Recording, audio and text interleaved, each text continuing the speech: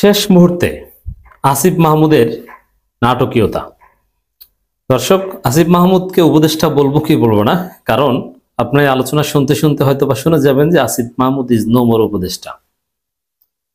তো দর্শক, আসিফ মাহমুদ সংবাদ সম্মেলন ডেকেছিলেন, সবাই ভেবেছিলেন যে তিনি পদত্যাগের ঘোষণা দিবেন, কিন্তু না, এখানেও তিনি নাটক করলেন। তিনি যে নাটক করলেন এটা আশ্চর্যজনক। দুইটা বিষয়, তিনি এই নাটক কেন করছেন, আরেকটা বিষয় যে উপদেষ্টা পদ থেকে পদত্যাগ করার পর তিনি কোন দলে যোগ দিবেন। তিনি নির্বাচন করবেন এটা নিশ্চিত করেছেন, এবং ঢাকা থেকেই করবেন, ঢাকা 10 আসন থেকেই করবেন। কিন্তু এনসিপির হয়ে করবেন, না ভিপি নূরের দল গণ অধিকার পরিষদে যোগ দিবেন, না বিএনপিতে, না স্বতন্ত্র, এই অনিশ্চয়তা কাটেনি। কিন্তু আসিফ মাহমুদ নাটক করছেন, হাইপ ধরে রাখছেন, এটা রহস্যজনক। আসলে ক্ষমতা এত মজার জিনিস, এটা কেউ ছাড়তে চায় না। আপনারা দেখেছেন যে নির্বাচনের জন্য উপদেষ্টা পদ ছাড়তে হবে, এটা পুরনো কথা, এটা নির্বাচন কমিশন, সরকার সবাই বলেছে। কিন্তু সে আসিফ মাহমুদ এখন বলছেন, সংবাদ সম্মেলন ডেকেও পদত্যাগ কেন করলেন না, আগে এটা বলি। বলছেন যে পদত্যাগের বিষয়ে প্রধান উপদেষ্টার দপ্তর থেকে জানানো হবে, মানে পদত্যাগের ফয়সালা হয়েছে, তিনি হয়তোবা পদত্যাগপত্র জমাও দিয়েছেন, কিন্তু পাবলিশ করা হবে কখন। মানে বিষয়টা এমন যে যতক্ষণ পর্যন্ত আর একটা সেকেন্ড যদি ক্ষমতা ভোগ করা যায়, 1 সেকেন্ড আগেও ক্ষমতা ছাড়তে চাই না। তো প্রধান উপদেষ্টা দপ্তর যখন মনে করবে যে না, নির্বাচন করতে হলে তফসিল ঘোষণার আগে, যেমন আজকে তফসিল ঘোষণার কথা ছিল, কিন্তু না, তফসিল ঘোষণা হবে আগামীকাল সন্ধ্যা 6টায়।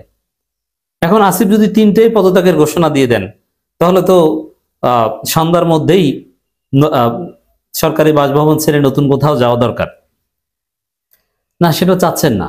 আর কয়েক সেকেন্ড যদি পারেন।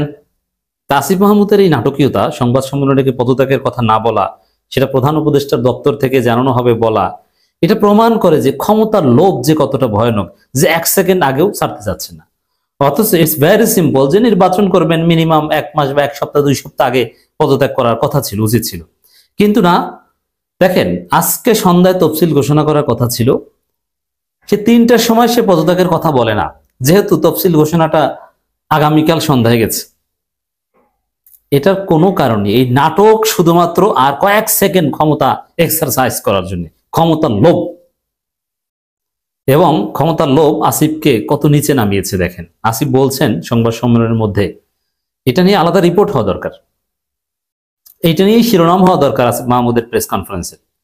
কি, যে সরকারের থেকে নির্বাচন করতে কোনো আইনগত বাধা নেই, তারপরও উচিত না বা পদত্যাগ করছি, এর মানে সরকারের থেকে নির্বাচন করার একটা খায়েশ আছে, কোনো আইনগত বাধা নেই। এটা কেন বলেছে? এটা তো হাসিনা মার্কা কথা। আমরা তত্ত্বাবধায়ক সরকারের কথা বলতাম, আর হাসিনা বলতো না, তত্ত্বাবধায়ক সরকার না, সরকারের থেকে নির্বাচন করবে নির্বাচন কমিশন, এখানে সরকারের মন্ত্রী এমপি এটা কোনো ব্যাপারই না, দলীয় সরকার অধীনে নির্বাচন হবে, নির্বাচন পরিচালনা করবে নির্বাচন কমিশন, এখানে সরকার না। অতএব আমরা সরকারের থেকে নির্বাচন করতে কোনো সমস্যা নেই। এটা হাসিনার চিরচরিত যুক্তি। তো শেষ মুহূর্তে আসিফ মাহমুদ এসে সে হাসিনার যুক্তি দিল। এরপরে আসেন, আসিফ মাহমুদ তার মন্ত্রণালয়ের বিভিন্ন উন্নয়নের ফিরিস্তি তুলে ধরেছেন। হ্যাঁ, অনেক ভালো কাজ করেছেন, ইউনিক কাজ করেছেন, ঠিক আছে। কিন্তু আসিফ মাহমুদ যে দুর্নীতি করেছেন, যে টাকা মেরেছেন, আওয়ামী লীগের বড় বড় নেতারাও এত টাকা মারতে পারেনি। আসিফ মাহমুদের একজন পিএস যে পরিমাণ টাকা মেরেছেন, একজনের সম্ভবত এনআইডি ব্লক হয়েছিল। সর্বশেষ নতুন যাদেরকে ব্যক্তিগত সহকারী পিএস হিসেবে নিয়ে, তারা যথেষ্ট ভালো, আমি জানি, সৎ লোক, কিন্তু প্রথমে যা করা করে ফেলেছেন। এবং নানান প্রজেক্ট নিয়ে নানান কথা নানান সময় আলোচিত হয়েছে, এবং শেষের দিকে এসে যেটা প্রমাণিত হয়েছে যে আসিফ মাহমুদ তার যে সরকারি পাওয়ার, তার যে অথরিটি জুরিসডিকশন, এটা তার নির্বাচনী কাজে ব্যবহার করতে চেয়েছেন, তার নির্বাচনী এলাকায় বরাদ্দ, এবং শেষের দিকে এসে সংবাদ সম্মেলন করে তার উন্নয়নে ফিরিস্তি বলা, এর মানে আমি এই করেছি সেই করেছি, আমাকে ভোট দাও। এটা তো ইন্টারিম গভর্নমেন্টের চেতনার সাথে যায় না। এই আসিফ মাহমুদরা এই কয়েক মাসের জন্য একটা উপদেষ্টা পদ ছাড়তে এত কষ্ট হচ্ছে, আঠার মতো লেগে থাকছেন, এবং এতে মিসইউজ করেছেন। সবচেয়ে ভালো হতো যে আসিফ মাহমুদ যদি মিনিমাম 3-4 মাস আগে ঘোষণা দিয়ে পদত্যাগ করতেন যে নির্বাচন করব। আর দেখেন এটাও বা কেমন যে এতদিন জনগণের সাথে ওইরকম ছিল না, ছিল সরকারে, এখন এক জায়গায় এসে বলে আমি নির্বাচন করব। কিন্তু ঢাকা 10 আসনে এতদিন যারা জনগণের সাথে লেগেছিল, তাহলে তাদের চাইতে আসিফ মাহমুদ কোন দিক থেকে যোগ্য হয়? এই প্রশ্ন উত্তর কে দিবে? ক্ষমতার লোভ যে কতটা ভয়ানক আসিফ মাহমুদ তার নাটকীয়তার মাধ্যমে সেটা দেখিয়ে দিলেন। এরপরে আসিফ মাহমুদ কোন দিকে যাবেন, এনসিপি না ভিপি নুরের দল? ভিপি নূর বারবার বলছেন, VP Nur is very confident যে তার দিকে আসবেন। আবার এনসিপিতেও নানান গুঞ্জন, এনসিপি প্রার্থী তালিকা ঘোষণা করলো, ঢাকার 10 আসনের জন্য ঘোষণা করেনি। মাহফুজকে নিয়ে আরেক নাটকীয়তা, আসিফ তো একটা বিষয় ক্লারিফাই করেছে, তো মাহফুজ এখন পর্যন্ত কিছু বললো না, সংবাদ সম্মেলন করলো না, কোনো কথাবার্তা নাই। তাহলে মাহফুজ আবার কি করে, এটা আর একটা সন্দেহ, এটা নিয়ে এখানে আলোচনা করছি না। তবে আসিফ এনসিপিতে আসতে হলে তার জন্য নতুন পদ সৃষ্টি করতে হবে, একদম প্রধান পদ এটা তো আর পাচ্ছেন না, দ্বিতীয় প্রধান পদ আক্তারকে সরিয়ে দিবে, ইটস অলসো ভেরি টাফ। তাহলে কি করবে? নানান সন্দেহ সংখ্যক প্রশ্ন আছে। তো সেক্ষেত্রে এনসিপি সিদ্ধান্ত নিয়েছে যদি আসিফ মাহফুজ দুইজনই আসে, তাদের জন্য নতুন পদ সৃষ্টি করা হবে সম্মানজনক। এখানে নতুন কি পদ সৃষ্টি করবে যেটা তাদের সাথে যায়? সভাপতি, সেক্রেটারির বাইরে সহসভাপতি, প্রধান পৃষ্ঠপোষক, অমুক যায় না, এগুলো এখানে ফিট না। এটা থেকে বোঝা যায় যে এনসিপি তাদের জন্য কোনো সুন্দর গন্তব্য না, এনসিপিতে ভালো জায়গা হয় না, তারা যে সম্মান চায়। এবং এটা স্পষ্ট হয়ে গেছে মাহফুজ এবং আসিফ তাদের ব্যক্তিগত খায়েশ, লোভ, ব্যক্তিগত নিরাপত্তা, সেফ ডেস্টিনেশন, সেফ এক্সিট, এগুলোর জন্য এনসিপি কে ব্যবহার করতে চান। এনসিপির বৃহত্তর রাজনৈতিক স্বার্থ বা অ্যাচিভমেন্টের দিকে কোনো নজর নাই, এটা স্পষ্ট হয়ে গেছে। এই জন্য এনসিপির নেতৃবৃন্দের একটা বড় অংশ যারা এখন নাহিদ ইসলামের পর গুরুত্বপূর্ণ পদে আছেন, তারাও চান না যে আসিফ আসুক বা মাহফুজ আসুক, কারণ তাহলে তাদের পদের গুরুত্ব কমে যায়। যে সেকেন্ড ইম্পর্টেন্ট, যে থার্ড ইম্পর্টেন্ট, এইগুলো তো থাকছে না। যে সেকেন্ড সে হয়ে যাবে ফোর্থ, কারণ মাঝখানে দুইজন ঢুকে যাবে। যে থার্ড সে হবে ফিফথ এনসিপিতে। তা এরা তো চাইবেন না স্বাভাবিক, যে কারণে এনসিপিতে যাওয়া নিয়ে নানান সন্দেহ এখনো আছে। যদিও এনসিপিতে যাবেন এটাই স্বাভাবিক, এনসিপি এতদিন চালিয়েছেন, এনসিপিতে গ্রুপ আছে আসিফ মাহমুদের, এনসিপিকে প্যাট্রোনাইজ করেছেন, গণ অধিকার পরিষদের সাথে শত্রুতা ছিল, নানান কিছু ছিল। কিন্তু ভিপি নূর খুব কনফিডেন্ট, তিনি চমকের কথা বলছেন, আজীব আসিফ মাহমুদ গণ অধিকার পরিষদে যাবে। এখন গণ অধিকার পরিষদে গেলে কি গণ অধিকার পরিষদের সেক্রেটারি হবে? সেক্রেটারি হলে কি রাশেদকে মাইনাস করে দেবে? এটা কি রাশেদ মানবে? না ওখানে আবার নতুন পদ সৃষ্টি করা হবে? এটাও আর ভিপি নূর তো আসিফ মাহমুদের জন্য তার পদ ছেড়ে দিবে, এটাও হয় না। It's very tough. সংবাদ সম্মেলন করলো, পদত্যাগের ঘোষণা দিলেন আসিফ মাহমুদ সজীব ভুঁইয়া। তবে সংবাদ সম্মেলনে নিজের মন্ত্রণালয়ের উন্নয়নের ফিরিস্তি তুলে ধরেন। পদত্যাগ প্রসঙ্গে তিনি বলছেন, এই বিষয়ে প্রধান উপদেষ্টার দপ্তর থেকে জানানো হবে। এর মানে 1 সেকেন্ড আগেও ক্ষমতা ছাড়তে চাইছেন না। তারেক জিয়াকে হাসনাত আবদুল্লাহ, শারজিস আলম, নাসিরউদ্দিন পাটোয়ারি সহ তরুণ নেতারা কঠিন জবাব দিয়েছে। কারণ তারেক রহমান নীরবে নিভৃতে একটা অঘটন ঘটিয়ে দিয়েছেন। আমরা তার তীব্র নিন্দা প্রতিবাদ জানাবো। এটা বাংলাদেশে টলারেট করা যায় না। সেই পুরনো বস্তা পচা রাজনীতির বন্দোবস্ত ধরে রাখার চেষ্টা করছেন তারেক রহমান। কেন করছেন আমরা রহস্য উদ্ঘাটন করব। দর্শক, তারেক রহমান বলেছে, আপনারা জানেন, যে ব্যক্তি নয় প্রতীক দেখে ভোট দেবেন। কারণ এটা খুব সিরিয়াস, আপত্তিকর কথা। ব্যক্তি নয় প্রতীক দেখে ভোট দেবেন। হাসনাত আবদুল্লাহ কঠিন ধোলাই দিয়েছেন তারেক রহমানকে। তারেক রহমান দেশে আসতে পারবেন না বা এই প্রশ্নে শারজিস আলমও ধোলাই দিয়েছেন। নাসিরউদ্দিন পাটোয়ারি বলছেন যে ওই আগে যেটা বলছিলাম, যে আমি আগেও বলেছিলাম বিএনপি 100 নিচে আসন পাবে, এখন সেই পরিস্থিতি তারা হারে হারে টের পাচ্ছে।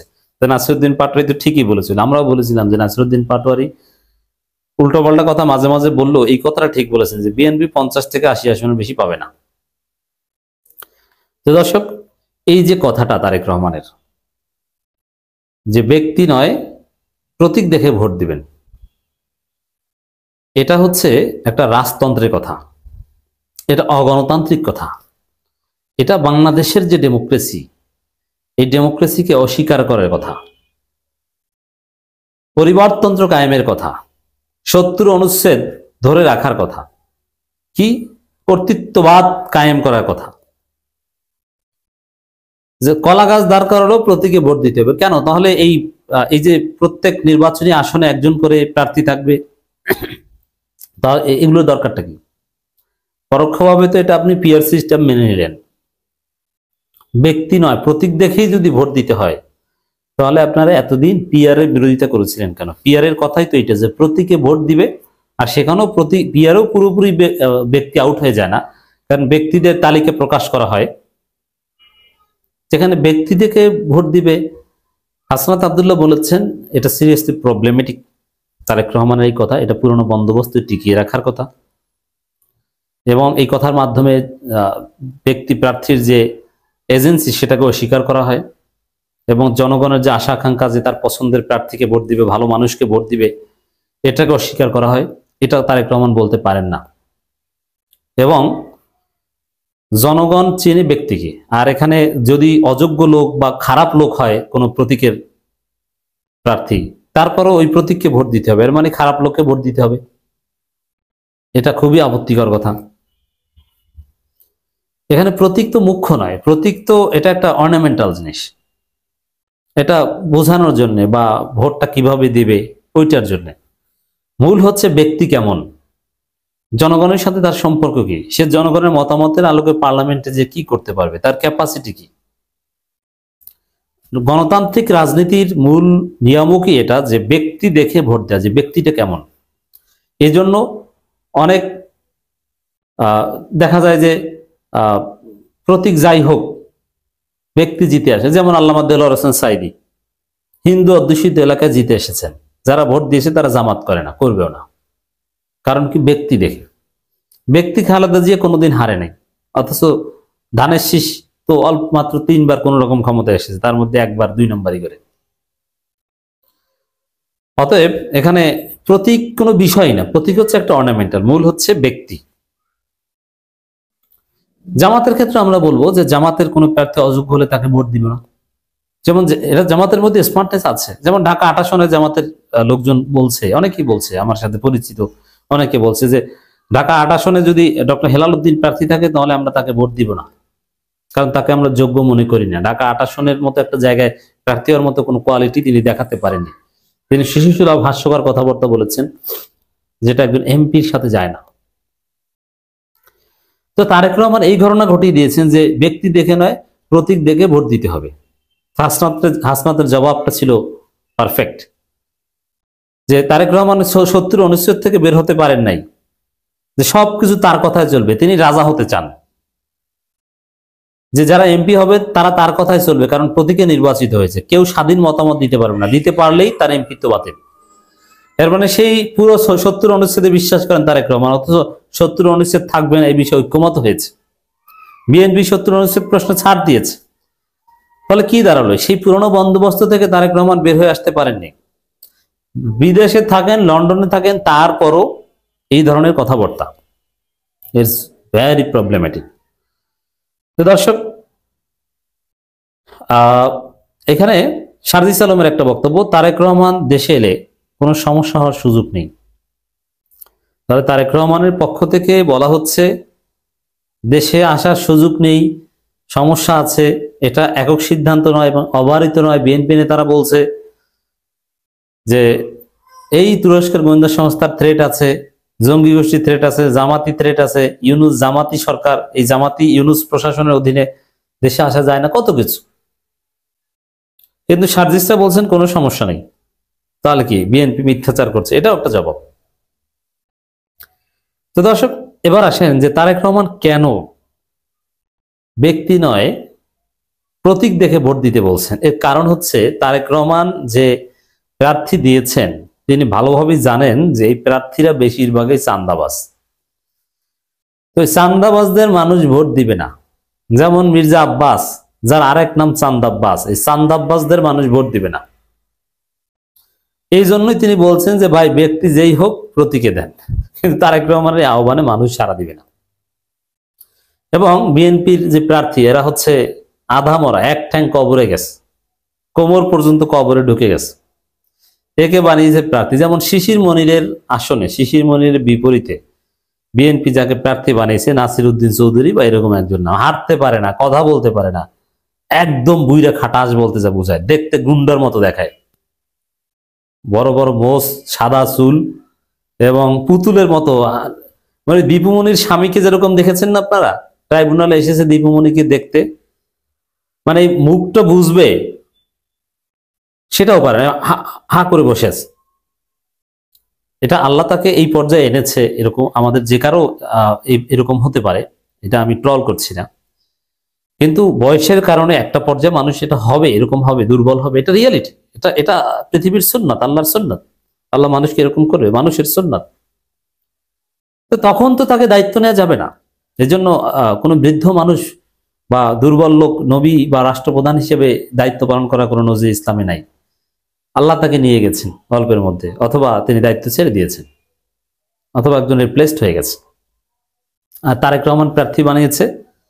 আপনি যদি দেখেন, ভিডিও দেখলাম যে হাঁটতে পারে না, এই যে যে যে স্যার নাসির ভাই একটু হাঁটছে, নাসির ভাই হাঁটছে, নাসির ভাই হাঁটছে, নাসির দাদা না নাসির ভাই না কি কি বলবে, কথা বলতে পারে না, টেনে টেনে কোন রকম একটু শ্বাসকষ্ট হয় কথা বলতে গেলে, সে বলে যে শিশির মনির, মানে যে কথা আমরা 1 মিনিটে বলতে পারি, ওই বুইরে খাটাসের বলতে লাগবে আধা ঘন্টা। শিশির মনির রাজাকারের ছেলে। এখন ওই ধরনের প্রার্থী তো এমনি জিততে পারবে না। বিএনপির বেশিরভাগ প্রার্থীর অবস্থা হচ্ছে এটা, হয় চান্দাবাজ, নইলে গত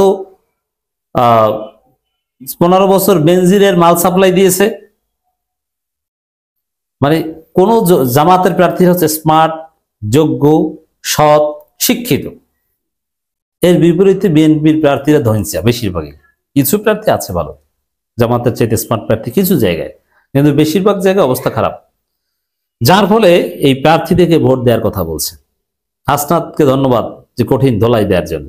তারেক রহমান এই পুরনো বন্দোবস্তের বস্তা পচা রাজনীতি বাংলাদেশে চলবে না। প্রতীক দেখে নয়, ব্যক্তি দেখে ভোট দিতে হবে। প্রতীকও দেখতে হবে, ব্যক্তিও দেখতে হবে।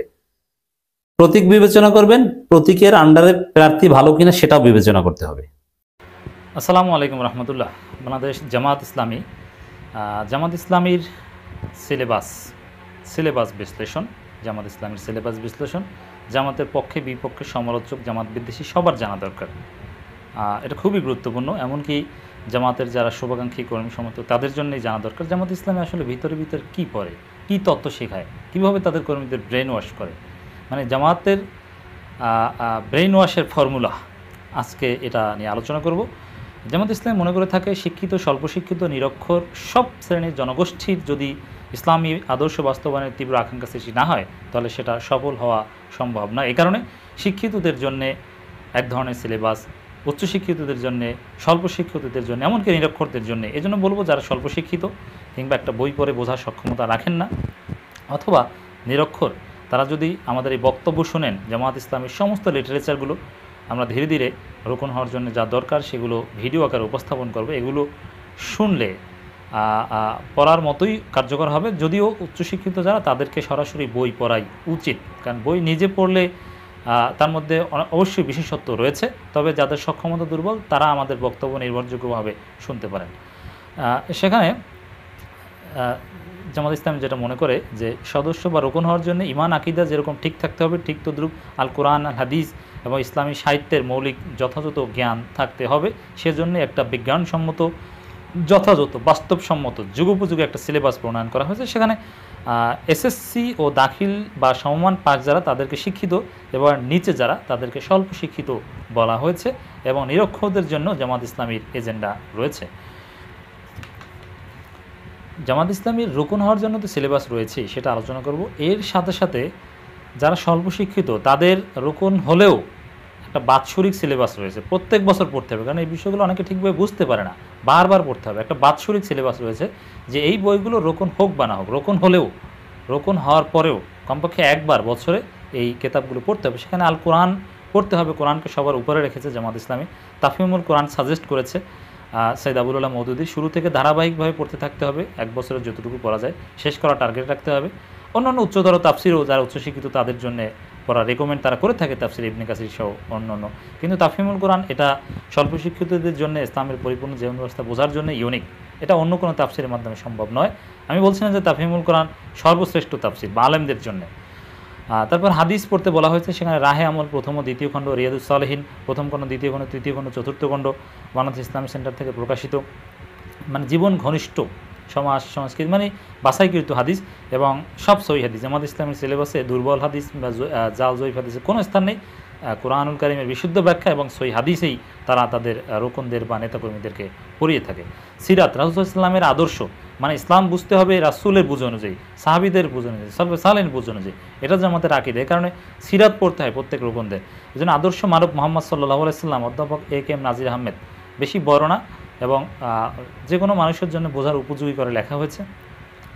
শুধু নবীর জীবনী জানলেও হবে না, সাহাবীদেরকে বুঝতে হবে। সাহাবীদের জামাত ইসলামী অনুসরণীয় মনে করে থাকে, সাহাবীদেরকে জামাত ইসলামী সর্বোচ্চ শ্রদ্ধা এবং অনুসরণীয় মনে করে থাকে বলেই সাহাবীদের জীবনী তারা শিখায়, তাদের রোকনদের জন্য বাধ্যতামূলক।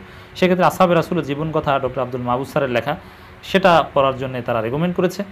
আন্দোলন ও সংগঠন সম্পর্কে বিভিন্ন তথ্য বিভিন্ন জ্ঞান অর্জন করার জন্য অনেকগুলো বইয়ের তালিকা রয়েছে। সেখানে গঠনতন্ত্র, বাংলাদেশ জামাত ইসলামী গঠনতন্ত্র সম্পর্কে জানতে হবে, যেটা আমি আলোচনা করব, অনেকে বুঝে না।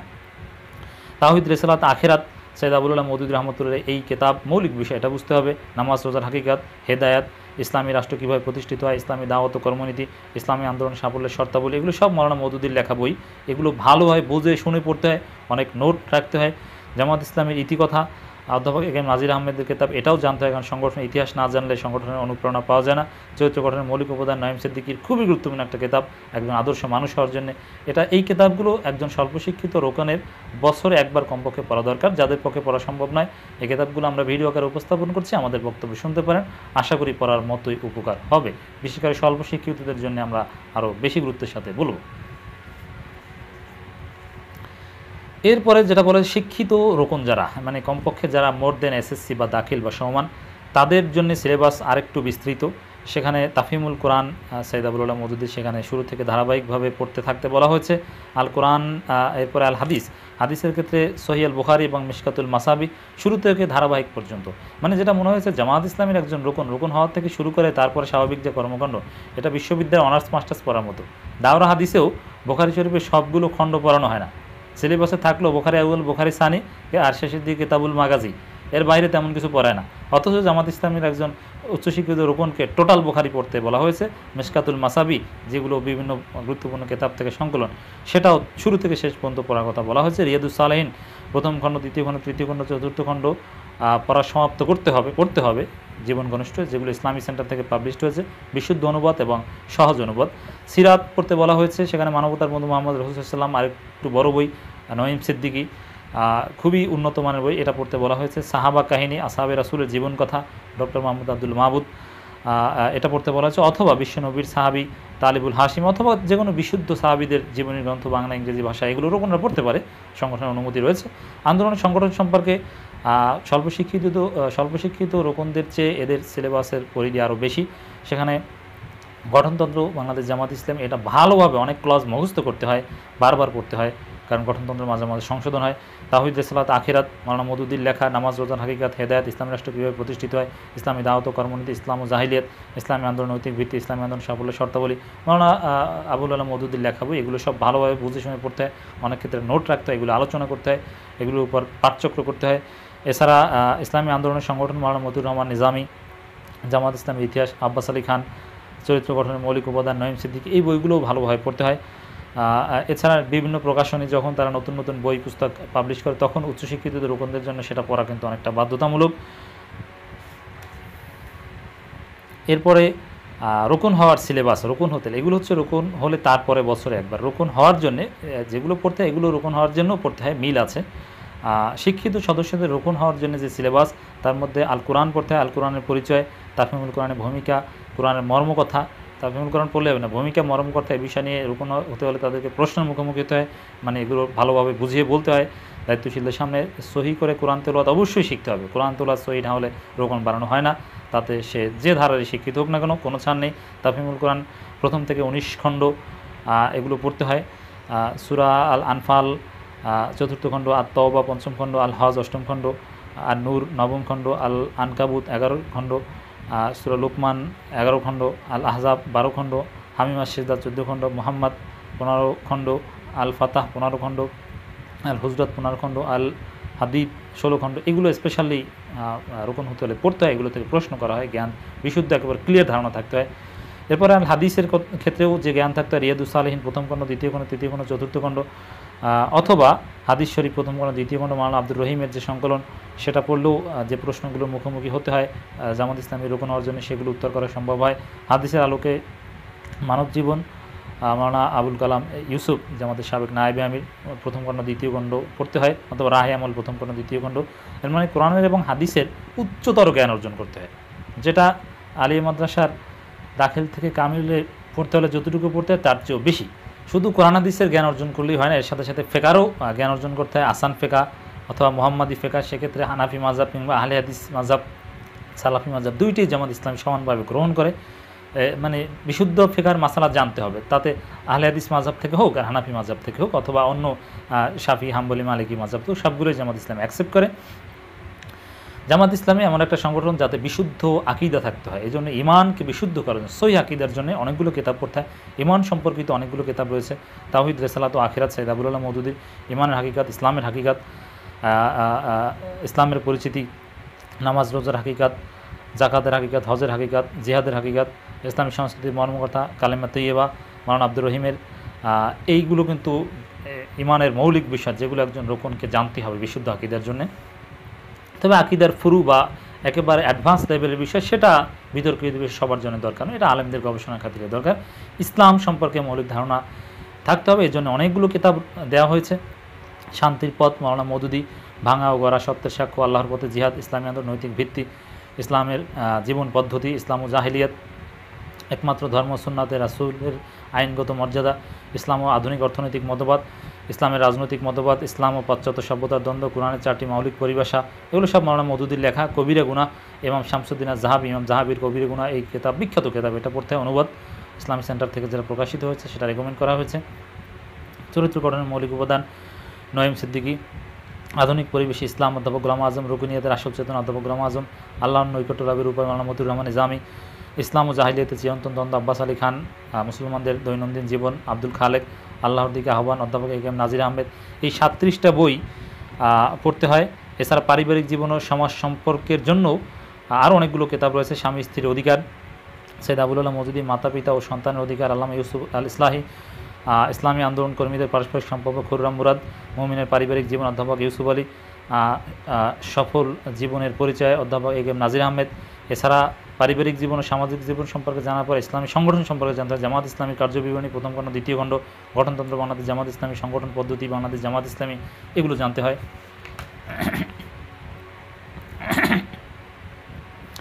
এছাড়া ইসলামী আন্দোলন, সাফল্য স্বার্থপরী, মাওলানা মওদুদী, হেদায়েত, ইসলামী আন্দোলনের ভবিষ্যৎ কর্মসূচি, ইসলামী রেনেসাঁ আন্দোলন, ইসলামী রাষ্ট্র কীভাবে প্রতিষ্ঠিত হয়, ইসলামী দাওয়াত ও কর্মনীতি, একটি সত্যনিষ্ঠ দলের প্রয়োজন, মাওলানা মওদুদীর কিতাব, একামতে দ্বীন, অধ্যাপক গোলাম আজম, জামাত ইসলামীর রাজনৈতিক ভূমিকা, ইসলামী আন্দোলন কর্মীদের প্রাথমিক পুঁজি, অধ্যাপক গোলাম আজম, ইসলামী আন্দোলন সংগঠন, মাওলানা মতিউর রহমান নিজামী, ইনসাফ ফি সাবিলিল্লাহ, ইসলামী আন্দোলন পথপাথেয়, ইসলামী আন্দোলন সমস্যা ও সম্ভাবনা, ইসলামী নেতৃত্ব, এইগুলো হচ্ছে এই কিতাবটা অধ্যাপক এ.কে.এম নাজির আহমেদের লেখা। ইসলামী সংগঠন, এটা অধ্যাপক এ.কে.এম নাজির আহমেদের লেখা। সিরাত ও ইতিহাস বিষয়ে অনেক কিছু জানতে হয়।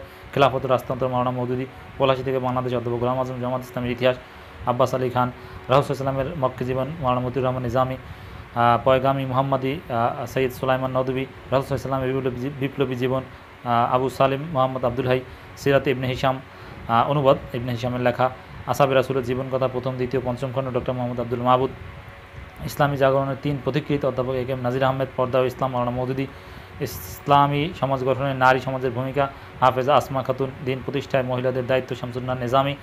এটা উচ্চশিক্ষিতদের জন্য মোট 73টা বই পড়তে হয়, এবং এটা এতটাই বড় বিস্তৃত, আমি দায়িত্ব নিয়ে বলতে পারি, আমরা তো বিশ্ববিদ্যালয়ে পড়েছি কিংবা পড়াই, সেখানে অনার্স মাস্টার্স লেভেলে যতগুলো রেফারেন্স বুক পড়তে হয় তার চেয়ে কোনো অংশে কম নয়, এবং অ্যাজ ইউজুয়াল সাধারণ মাদ্রাসার চাইতে জামাত ইসলামের রুকুন সিলেবাস অনেক সমৃদ্ধ, অনেক বড় মাপের আলেম হওয়া সম্ভব এটা পড়লে। স্বল্প শিক্ষিতদের রোকন হওয়ার পাঠ্যসূচি, এটা একটু শর্ট। সেখানে আল কোরআন পড়তে হয়, আল কোরআনের পরিচয়, তাফহিমুল কোরআনের ভূমিকা, কোরআন মর্মকর্তা, সৈয়দ আবুল আলা মওদুদী সহি করে কোরআন তেলাওয়াত শেখা বাধ্যতামূলক। তাফহিমুল কোরআনের 19তম খণ্ডটা তাদের জন্য খুবই জরুরি, সংক্ষিপ্ত করে দেওয়া হয়েছে। আল হাদিস, রিয়াদুস সালিহিন প্রথম ও দ্বিতীয় খণ্ড, অনুবাদ পড়তে হয়। হাদিস শরীফ, মাওলানা আব্দুর রহিমের, অথবা হাদিসের আলোকে মানব জীবন, মাওলানা আবুল কালাম ইউসুফের রাহে আমল প্রথম খণ্ড, এগুলো পড়তে হয়। ফিকাহ সম্পর্কে আসান ফিকাহটা তাদের জন্য রেকমেন্ড করা হচ্ছে, অথবা যে কোনো ফিকাহই তারা পড়তে পারে বিশুদ্ধ। ইমানের হাকিকতটা পড়াটা জরুরি। ইসলাম সম্পর্কে ইসলামের হাকিকত, মাওলানা মওদুদী, ইসলাম পরিচিতি, নামাজ রোজার হাকিকত, জিহাদের হাকিকত, শান্তিপথ, ভাঙা করা, সত্যের সাক্ষ্য, হেদায়েত, এগুলো সব মাওলানা মওদুদীর লেখা, এটা ভালোভাবে বুঝতে হবে। স্বল্প শিক্ষিত হলেও আল্লাহর দিকে আহ্বান, অধ্যাপক এ কে এম নাজির আহমেদ, কবিরে গুনাহ, ইমাম শামসুদ্দিন জাহাবি, অনুবাদ পড়তে হবে। মুসলমানদের দৈনন্দিন জীবন, আব্দুল খালেক, চরিত্র গঠনের মৌলিক উপাদান, নঈম সিদ্দিকী, পারিবারিক জীবন ও সামাজিক সম্পর্ক সম্পর্কিত বই পড়তে হয়। মাতা পিতা সন্তানদের অধিকার, আল্লামা ইউসুফ ইসলাহি, ইসলামী আন্দোলন কর্মীদের পারস্পরিক সম্পর্ক, খুররাম মুরাদ, আন্দোলনের সংগঠন সম্পর্কে, গঠনতন্ত্র, বাংলাদেশ জামাত ইসলামী, সংগঠন পদ্ধতি, বাংলাদেশ জামাত ইসলামী, জামাত ইসলামীর কার্যবিবরণী, প্রথম খণ্ড, ইসলামী রাষ্ট্র কীভাবে প্রতিষ্ঠিত হয়, মাওলানা মওদুদী, ইসলামী আন্দোলন, ইসলামী আন্দোলন সাফল্যের শর্তাবলী, মাওলানা মওদুদী, ইসলামী দাওয়াত ও কর্মনীতি, মাওলানা মওদুদী, আধুনিক পরিবেশে ইসলাম, অধ্যাপক গোলাম আজম, আধুনিক ইসলামী আন্দোলন কর্মীদের প্রাথমিক পুঁজি, অধ্যাপক গোলাম আজম, একামতে দিন, গোলাম আজম, ইসলামী আন্দোলনের সংগঠন, মাওলানা মতিউর রহমান নিজামী, ইনসাফ ফি সাবিলিল্লাহ, মাওলানা মতিউর রহমান নিজামী, ইসলামী সংগঠন, অধ্যাপক এ কে এম নাজির আহমেদ, সিরাত ও ইতিহাস সম্পর্কে জানতে হয়। আদর্শ মানব মুহাম্মদ সাল্লাল্লাহু আলাইহি ওয়াসাল্লাম, অধ্যাপক এ কে এম নাজির আহমেদ, পলাশী থেকে বাংলাদেশ, অধ্যাপক গোলাম আজম, ইসলামী জাগরণের 3 পথিকৃৎ, অধ্যাপক এ কে এম নাজির আহমেদ, রাসূল সাল্লাল্লাহু আলাইহি ওয়াসাল্লামের বিপ্লবী জীবন, আবু সালিম মোহাম্মদ আব্দুল হাই, সাহাবীদের বিপ্লবী জীবন, প্রথম খণ্ড, ডক্টর আব্দুর রহমান রাফাত পাশা, পর্দা ইসলাম, মাওলানা মওদুদী, দিন প্রতিষ্ঠা, মহিলাদের দায়িত্ব, শামসুর রাহমান নিজামী। এর মানে স্বল্প শিক্ষিতদের জন্যও কমপক্ষে 39টা বই, যার পরিধি অনেক বেশি, এটা পড়তে হয়। এর মানে আসলে জামাত ইসলামীর রোকন হওয়ার জন্য যে সিলেবাস, এটা একেবারেই সর্বোচ্চ লেভেলের বিশ্ববিদ্যালয়ের মতোই মনে হয়েছে। এগুলো অনেকের সংগ্রহে নাই, অনেকে বুঝতে পারে না। যারা রাজনীতি বিশ্লেষণ করতে চান, অথবা রোকন হতে চান, অথবা জামাত ইসলামী সমালোচনা করতে চান, ধীরে ধীরে এই সবগুলো বই আমরা ভিডিও আকারে সামারাইজ করে উপস্থাপন করবো, যাতে মূল ভাব বোঝা যাবে। সমালোচকদের জন্য পাতেও হবে, আর যারা রোকন হতে চায় তাদের জন্য অনেক অনুপ্রেরণা হবে। সবগুলো ভিডিও দেখার জন্য আহ্বান জানাচ্ছি।